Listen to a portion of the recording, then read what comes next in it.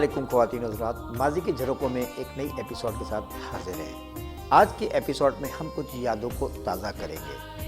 वो यादें जो पल पल में सिमट कर बीतती जा रही हैं। वक्त बीता जा रहा है और लम्हे जो है वो पर लगा कर उड़ते जा रहे हैं। कि मेरे नमात की बात नहीं हो रही है, हम सब के नमात की बात हो रही है। अल्लाह ताला हम सबको अपनी हिफ्ज़-ओ-मान में रखे। नाज़रीन, आज मैं जिस कौमी नगमे की बात कर रहा हूँ जो कि पिछले साल 25 दिसंबर की मुनासबत से मैंने तैयार किया था और उसकी कुछ यादों को हम आपके साथ शेयर करेंगे। वो मिली नगमा था, ए रूहे कायद आज के दिन हम तुझसे वादा करते हैं। यकीनन आपने देखा होगा।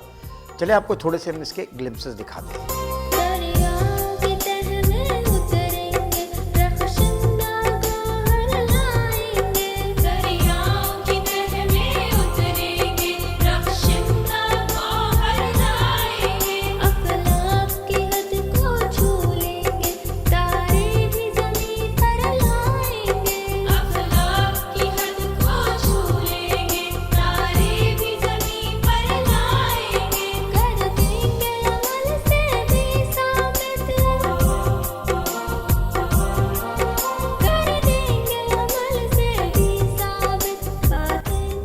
तौर पे जो है वो सज्जाद अली और बेंजामिन सिस्टर ने गाया था और तकरीबन इसको 20 से 22 बरस हो चुके थे। तो इस नगमे को की धुन ज़ाहिर सी बात सबने सुनी है और इसकी शायरी भी सब जानते हैं कि मैशर बदायूनी साहब की है और इसे इसकी जो मौसीकी है वो निसार बज़मी साहब ने तरतीब दी थी। बहुत बुलंद पाए के मौसीकार माशाल्लाह, और उन्होंने कितने ही अवार्ड हासिल किए। आज भी वो हमारे दिलों में ज़िंदा हैं और इंशाअल्लाह ताला ज़िंदा रहेंगे। इसी बिना पर मैंने इस गाने को मुंतखब किया और सोचा कि इसकी मौसीकी नई तरीके से तरतीब देकर इसको मंज़र आम पर लेके आया जाए। इस नई मौसीकी को तरतीब देने के लिए मैंने अपने पुराने दोस्त और देरीना दोस्त जनाब असगर का इंतखाब किया।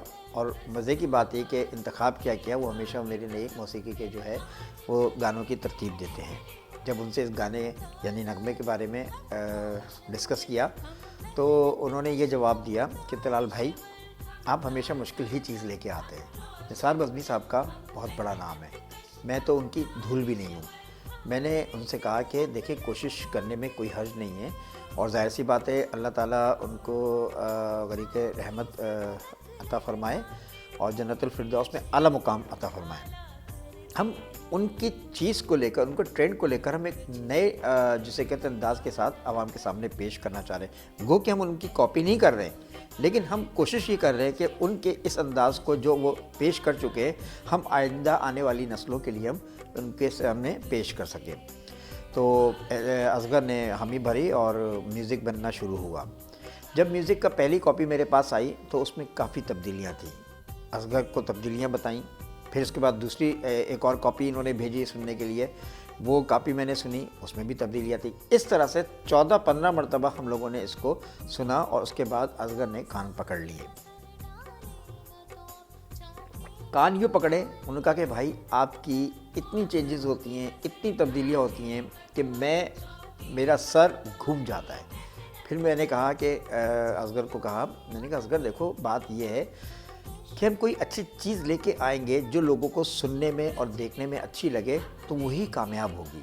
अब जैसे कि माजी में आपने ही नगमे जो कि railway engine driver Tariq Gauri का था, आपको याद होगा, जिसके बोलते हम सब हैं पाकिस्तानी। अल्हम्दुलिल्लाह पाकिस्तान टेलीविज़न की ट्रांसमिशन जो कि 14 अगस्त में हुई थी, उसमें हमने इस गाने को भेजा। अल्लाह का करना, हमारी मेहनत, आपकी मेहनत और आप सब लोगों की दुआओं की वजह से वो उस कॉन्टेस्ट में शामिल हुआ। इसकी मौसीकी और इसकी शायरी मैंने और तारिक गौरी ने मरतब की थी। हमने कोशिश की, हम कोशिश कर सकते हैं और अल्लाह ताला ने कामयाबी के लिए जो है जिसे कहते हैं कि अपने हाथ में रखा है कि वो कामयाबी देने वाली उसकी ज़ात है और वही ज़ात होती है जो आपको आगे लेकर आपकी मेहनत की वजह से लेके जाती है। खैर, वो गाना अल्लाह का शुक्र है हमारा उस कॉन्टेस्ट में शामिल हुआ, जिसकी हम पाकिस्तान टेलीविज़न के लिए बहुत शुक्रगुज़ार हैं। और मैं खुसूसी तौर पर तारिक गौरी का और असगर आपका भी शुक्रगुज़ार हूँ कि आपने इतनी मेहनत के साथ उसे तैयार किया और हमने उसको दुनिया में पेश करके दाद ही नहीं वसूल की, बल्कि अखबारात में और मीडिया में भी इसका काफ़ी चर्चा हुआ। अब दूसरा मरहला था हमारा कि हम आवाज़ों को लेंगे। मैंने कुछ गुलकारों को जो हैं नामवर गुलकार और जो अब भी माशाल्लाह आगे आ रहे हैं उनसे जब बातचीत की तो मुझे दुख हुआ थोड़ा। उन्होंने अपनी इतनी डिमांड बताई कि इस गाने को परफॉर्म करने पर कि मैं वो अफोर्ड नहीं कर सकता था। खैर मैं कुछ नहीं बोला, उनका शुक्रिया अदा करके मैं आ गया।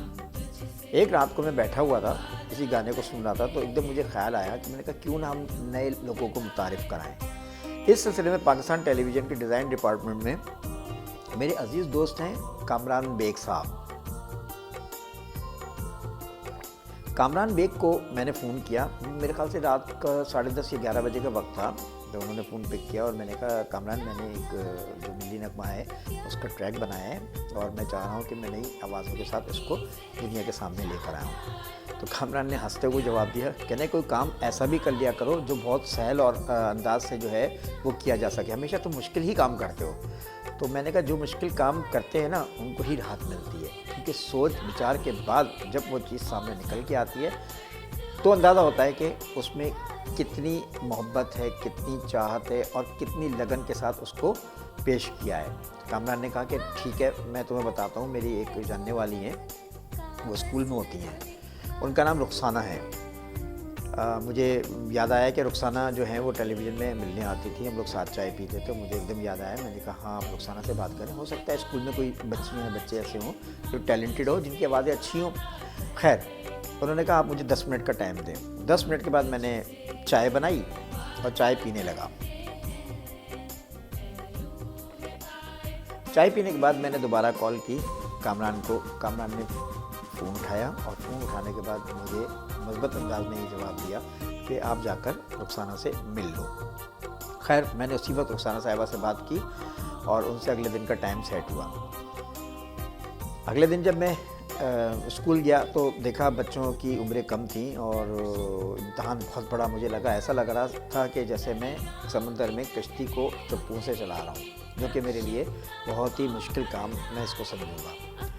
खैर बच्चों को बुलाया और बच्चों को तकरीबन 15 से 18 बच्चे में जो है मैंने सिलेक्ट किए। कौमी नगमे में इनमें तमाम बच्चियों को मैंने लिया था। अगर आप गौर से ये नगमा देखें तो इसमें सिर्फ एक बच्चा मैंने इसमें इंसर्ट किया था। वो बच्चा उस वक्त गमले में जो है पौधा लगा रहा है, उसके साथ एक बच्ची है। मेरा कॉन्सेप्ट ये था हज़रत आदम अलैहिस्सलाम को बेस करार दिया कि दुनिया में हज़रत आदम अलैहिस्सलाम के बाद बनी नौ इंसान की तरतीब हुई। तो लिहाजा मैंने उस गमले वाले सीन में जिसमें ये पौधा प्लांट कर रहे हैं, एक बच्ची भी है और एक लड़का भी है जो स्कूल का बच्चा था, उसके साथ उस पौधे को लगाते हुए दिखाया है कि बीज बोते हैं तो अल्लाह ताला जो है ना उसमें बरकत डालता है और फिर पौधा और फिर घना सायादार दरख्त बन जाता है।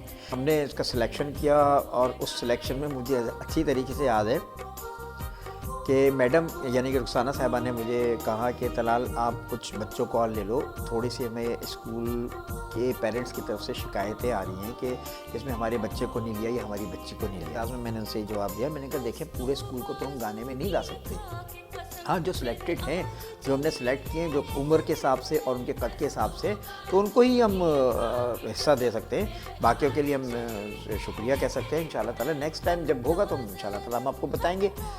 तो रुखसाना ने साहिबा ने जो कहा कि उनके पेरेंट्स को बताया, लेकिन उनके पेरेंट्स काफ़ी नाराज़ भी हुए और उन पेरेंट्स से मैं सॉरी भी करना चाहूँगा। आपने गाना भी देखा होगा कि तमाम बच्चों को एक साथ इसमें नहीं सुनाया जा सकता। हाँ अगर कोई मंजर या कोई ऐसी चीज़ आप पेश करना चाह रहे हैं जिसमें सब तमाम स्कूल के बच्चे आ सकें तो वो एक अलग बात है, लेकिन गाने की एक अपनी थीम होती है, एक अपनी शायरी होती है, मौसीकी होती है और मनाजिर के साथ उसको एक जिसे कहते हैं सुमोया जाता है उस थीम में जो हमारे पास मौजूद होती है। मैं आपको एक बात बताता चलूँ, इन बच्चों को जो है जिस तरह से मेहनत मैंने की और रुखसाना साहिबा का भी मैं इसमें बहुत बड़ा दखल कहूँगा कि था कि उन्होंने मेरी बहुत हेल्प आउट किया। स्कूल की इंतज़ामिया ने बड़ी मुझे जिसे कहते हैं ना सपोर्ट की। मेरे पास अल्फाज नहीं है, मैं बयान नहीं कर सकता क्योंकि मेरे साथ कोई टीम नहीं होती थी, मैं अकेला जाता था और उनके जिसे कहते हैं कि रिहर्सल करवाता था। एक बात और, मुझे स्कूल जब मैं पहुंचा था, जो मैं बताना भूल गया, जब पहले दिन मैं इनके पास स्कूल में गया तो मुझे सबसे पहले ना एक बैड न्यूज़ ये मिली कि मुझसे ये कहा गया कि आपको सिर्फ आधा घंटा रिहर्सल के लिए दिया जाएगा जो आप बच्चों के साथ कर सकेंगे। मैंने कहा 5 मिनट का ये मिली नगमा है, उसमें आधे घंटे में मैं कैसे रिहर्सल करा सकूँगा। और बच्चे माशाल्लाह 18-20 के करीब थे। उन्होंने कह दिया कि नहीं इस तरीके से है और ये क्या नाम है, हम आपको इजाज़त नहीं दे सकेंगे क्योंकि हमारे पे बच्चों की वैनें आने लगती हैं, 12:30-1 बजे हमारा ऑफ हो जाता है। खैर मैं लंबी भरी और सांस भरने के साथ जो है मैंने उनसे कहा कि ठीक है मैं इंशाल्लाह ताला शुरू करता हूँ। फिर उस दिन बच्चों की मैंने पहले दिन सिलेक्शन की, फिर ट्रैक लेके गया और ट्रैक सुनाया उनको बच्चों को, और फिर उसके साथ रिहर्सल करना शुरू की।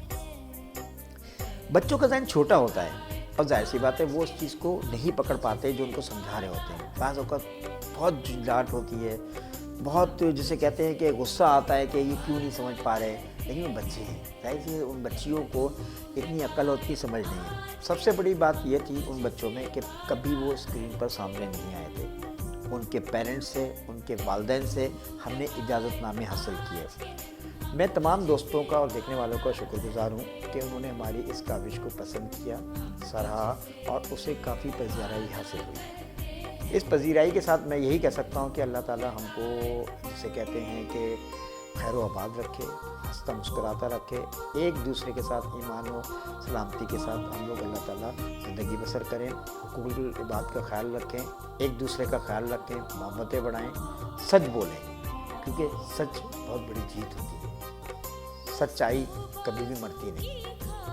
दफन इंसान होता है, सच नहीं होता। हर एक की ज़िंदगी में कुछ ऐसे पल होते हैं, कुछ यादें होती हैं जिन्हें वो माजी के झरोकों में झांककर उस पर्दा स्क्रीन पर देखना चाहता है जो किसी फिल्म की तरह चलती नजर आ रही है। और उन्हीं पलों को हम याद करके अपने जीवन को आगे बढ़ाते हैं और अपने आने वाली नस्लों को, अपनी कौमों को हम बताते हैं कि माजी में इस अंदाज से जिया गया।